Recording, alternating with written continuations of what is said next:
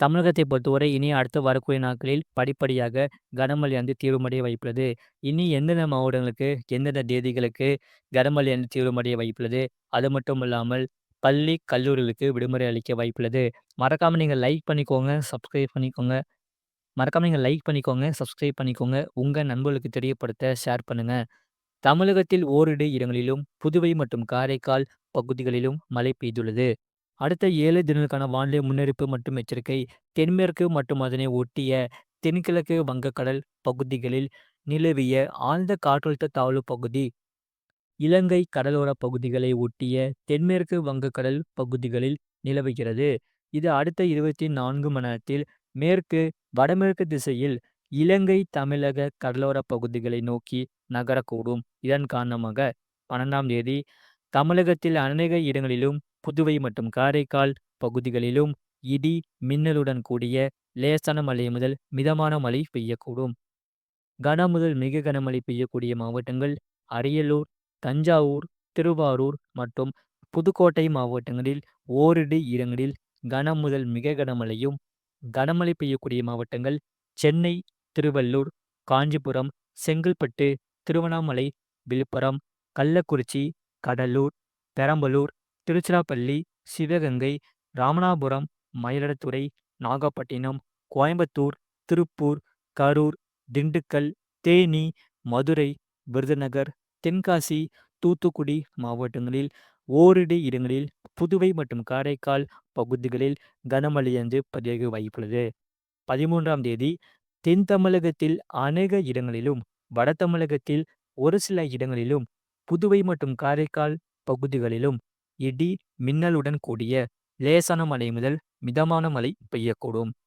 கனமழை பெய்யக்கூடிய மாவட்டங்கள் நீலகிரி, கோயம்புத்தூர், திருப்பூர், தேனி, திண்டுக்கல், மதுரை, சிவகங்கை, ராமநாதபுரம், விருதுநகர், தென்காசி, தூத்துக்குடி, திருநெல்வேலி, கன்னியாகுமரி மாவட்டங்களில் ஓரிரு இடங்களில் கனமழை பதிவாக வாய்ப்புள்ளது. 17ஆம் தேதி முதல் 15ஆம் தேதி வரை தமிழகத்தில் ஓரிரு இடங்களிலும், புதுவை மற்றும் காரைக்கால் பகுதிகளிலும் லேசான மழை முதல் மிதமான மழை பெய்யக்கூடும். இந்த 2 நாட்களுக்கு மட்டும் மிதமான மழை பதிவாக வாய்ப்புள்ளது. அடுத்ததாக 16ஆம் தேதி கடலோர தமிழகத்தில் ஒரு சில இடங்களிலும், உள் தமிழகத்தில் ஓரிரு இடங்களிலும், புதுவை மற்றும் காரைக்கால் பகுதிகளிலும் லேசான மழை முதல் மிதமான மழை பெய்யக்கூடும். கனமழை பெய்யக்கூடிய மாவட்டங்கள் செங்கல்பட்டு, விழுப்புரம், கடலூர், மயிலாடுதுறை, நாகப்பட்டினம், திருவாரூர், தஞ்சாவூர், புதுக்கோட்டை, ராமநாதபுரம் மாவட்டங்களில் ஓரிரு இடங்களில், புதுவை மற்றும் காரைக்கால் பகுதிகளில் கனமழை பதிவாக வாய்ப்புள்ளது. 17ஆம் தேதி தமிழகத்தில் ஒரு சில இடங்களிலும், புதுவை மற்றும் காரைக்கால் பகுதிகளிலும் லேசான மழை முதல் மிதமான மழை பெய்யக்கூடும். கனமழை பெய்யக்கூடிய மாவட்டங்கள் செங்கல்பட்டு, விழுப்புரம், கடலூர், மயிலாடுதுறை, நாகப்பட்டினம், திருவாரூர், தஞ்சாவூர், புதுக்கோட்டை, ராமநாதபுரம் மாவட்டங்களில் ஓரிரு இடங்களில், புதுவை மற்றும் காரைக்கால் பகுதிகளில் கனமழை பதிவாக வாய்ப்புள்ளது. தரைக்காற்று எச்சரிக்கை 12ஆம் தேதி தமிழக கடலோர மாவட்டங்கள், அதனை ஒட்டியுள்ள பகுதிகள், புதுவை மற்றும் காரைக்கால் பகுதிகளில் தரைக்காற்று அவ்வப்போது மணிக்கு 35 முதல் 45 கிலோமீட்டர் வேகத்தில் வீசக்கூடும். சென்னை மற்றும் புறநகர் பகுதிகளுக்கான வானிலை முன்னறிவிப்பு. அடுத்த 24 மணி நேரத்தில் வானம் பொதுவாக மேகமூட்டம் காணப்படும். நகரின் ஒரு சில பகுதிகளில் இடி மின்னலுடன் கூடிய மிதமான மழை முதல் கனமழை பெய்யக்கூடும். அதிகபட்ச வெப்பநிலை 27 முதல் 28 டிகிரி செல்சியஸ் ஒட்டியும், குறைந்தபட்ச வெப்பநிலை 25 டிகிரி செல்சியஸ் ஒட்டியும் இருக்கக்கூடும். அடுத்த 48 மணி நேரத்தில் வானம் ஓரளவு மேகமூட்டம் காணப்படும். நகரின் ஒரு சில பகுதிகளில் இடி மின்னலுடன் கூடிய மிதமான மழை முதல் கனமழை பெய்யக்கூடும். அதிகபட்ச வெப்பநிலை 28 முதல் 29 டிகிரி செல்சியஸ் ஒட்டியும், குறைந்தபட்ச வெப்பநிலை 25 டிகிரி செல்சியஸ் ஒட்டியும் இருக்கக்கூடும். மீனவர்களுக்கான எச்சரிக்கை. தமிழக கடலோர பகுதிகளில் 13ஆம் தேதி வரை தமிழக கடலோர பகுதிகள், மன்னார் வளைகுடா மற்றும் குமரி கடல் பகுதிகளில் சூறாவளி காற்று மணிக்கு 35 முதல் 45 கிலோமீட்டர் வேகத்திலும், இடையிடையே 55 கிலோமீட்டர் வேகத்திலும் வீசக்கூடும். 14ஆம் தேதி குமரி கடல் பகுதிகளில் சூறாவளி காற்று மணிக்கு 35 முதல் 45 கிலோமீட்டர் வேகத்திலும், இடையிடையே 55 கிலோமீட்டர் வேகத்திலும் வீசக்கூடும்.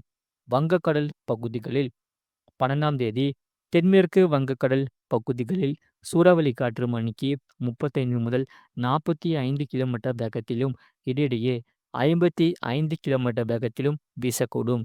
அரபிக்கடல் பகுதிகளில் 12ஆம் தேதி கேரளா கடலோர பகுதிகளில் சூறாவளி காற்று மணிக்கு 35 முதல் 45 கிலோமீட்டர் வேகத்திலும், இடையிடையே 55 கிலோமீட்டர் வேகத்திலும் வீசக்கூடும்.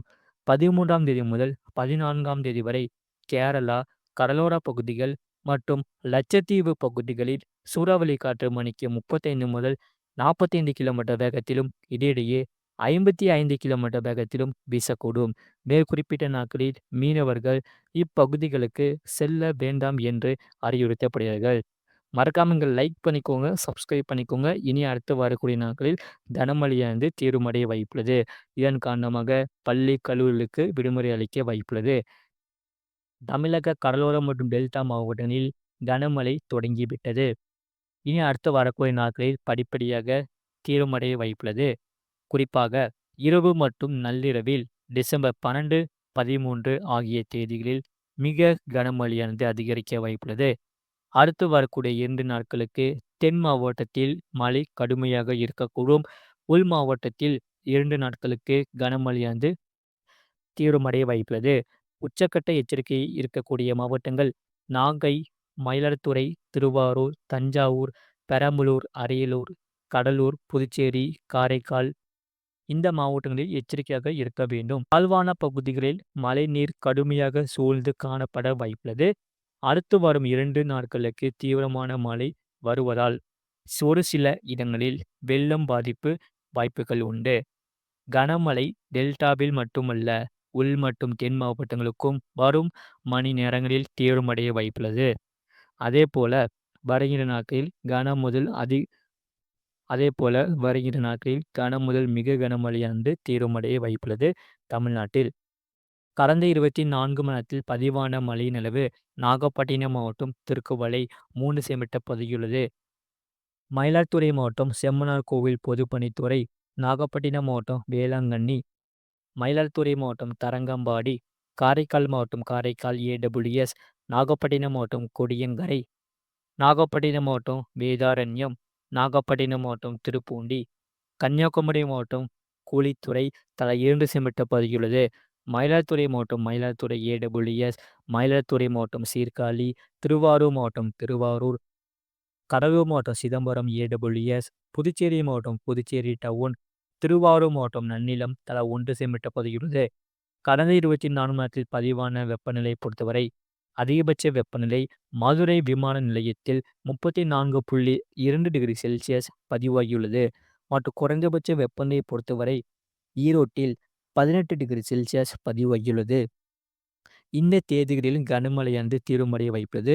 தேதிகள் நல்லா நோட் பண்ணிக்கோங்க. 12ஆம் தேதி கன முதல் மிக கனமழை பெய்யக்கூடிய மாவட்டங்கள் அரியலூர், தஞ்சாவூர், திருவாரூர் மற்றும் புதுக்கோட்டை மாவட்டங்களில் ஓரிரு இடங்களில் கன முதல் மிக கனமழையும், கனமழை பெய்யக்கூடிய மாவட்டங்கள் சென்னை, திருவள்ளூர், காஞ்சிபுரம், செங்கல்பட்டு, திருவண்ணாமலை, விழுப்புரம், கள்ளக்குறிச்சி, கடலூர், பெரம்பலூர், திருச்சிராப்பள்ளி, சிவகங்கை, ராமநாதபுரம், மயிலாடுதுறை, நாகப்பட்டினம், கோயம்புத்தூர், திருப்பூர், கரூர், திண்டுக்கல், தேனி, மதுரை, விருதுநகர், தென்காசி, தூத்துக்குடி மாவட்டங்களில் ஓரிரு இடங்களில், புதுவை மற்றும் காரைக்கால் பகுதிகளில் கனமழையானது தீவிரமடைய வாய்ப்புள்ளது.